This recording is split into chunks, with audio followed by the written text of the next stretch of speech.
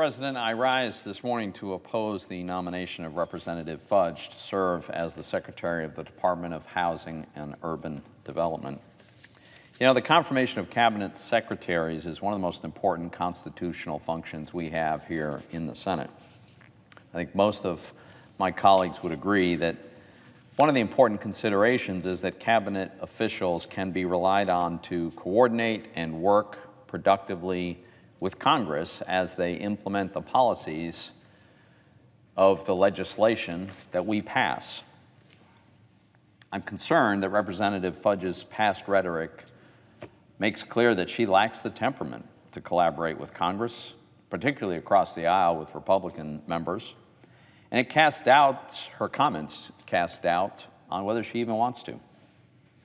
Congresswoman Fudge has made multiple statements throughout the years attacking and disparaging the integrity and motives of Republicans with whom she has policy disagreements. Now, policy disagreements are entirely understandable. It's reasonable. They happen every day. They are expected, especially in a legislative body.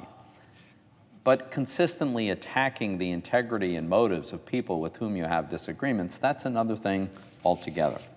In September of 2020, during a speech on the House floor, Congresswoman Fudge attacked efforts to fill Justice Ruth Bader Ginsburg's seat on the U.S. Supreme Court. In her speech, she said, among other insults, that Senate Republicans had, quote, no decency, no honor, no integrity.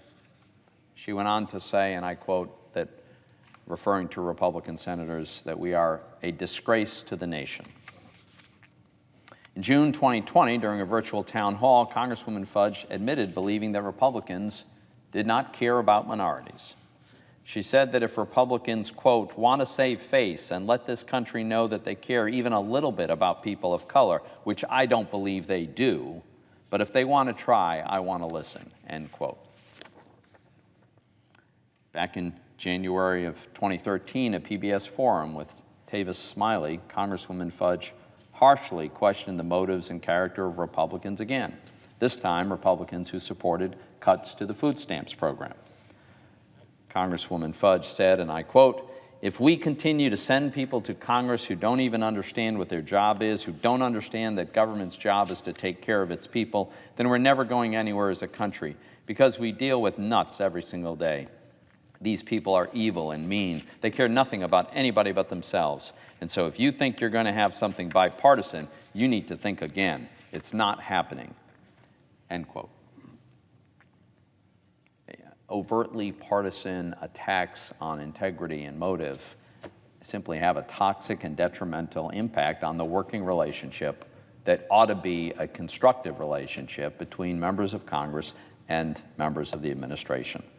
The Senate should really only confirm officers who are willing to cooperate with legislators, especially now when we have rapid expansion of many government programs. We just passed a $2 trillion bill that's probably going to pass the House and be signed by the President. And it's especially true for the administrator of HUD. In addition to her recent statements impugning the integrity and motives of Republicans, Congresswoman Fudge has very little or no housing experience. Except for her service as a small-town mayor, Congresswoman Fudge never worked in a capacity where she would be familiar with any of HUD's many programs. Even traditionally liberal media outlets criticized Congresswoman Fudge's nomination for HUD Secretary on the grounds that she lacked the knowledge and experience in housing policy. And she did not show an interest in developing housing policy expertise as a member of Congress, introducing or co-sponsoring very few housing-related bills, and choosing instead to serve on unrelated committees. Now, I acknowledge that not all cabinet nominees are experts in the policy areas that their agency covers. That's not unusual. But when they don't have that expertise, it's especially important that their temperament and their policy views and their willingness to listen to members of Congress on both sides of the aisle, especially the other side of the aisle, is all the more important.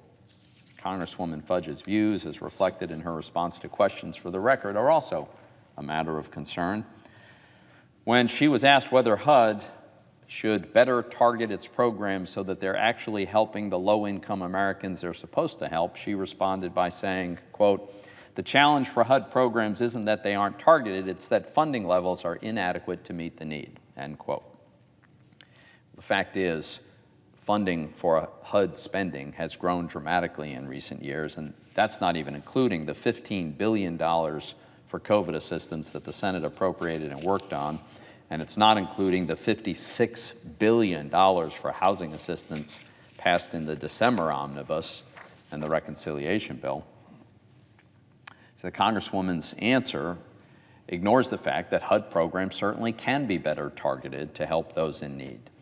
For example, families with disqualifying high incomes nevertheless participate in a number of HUD-assisted rental programs, and that makes housing unavailable for lower-income families for whom it's meant. And FHA insures mortgages for home buyers who could access mortgage credit through private capital, also thereby making less available for people who really need it. So I worry that Congresswoman Fudge's approach will simply be to ask Congress for ever more money without being willing to do the hard work of making the reforms that are necessary and working with Republican senators to achieve those reforms.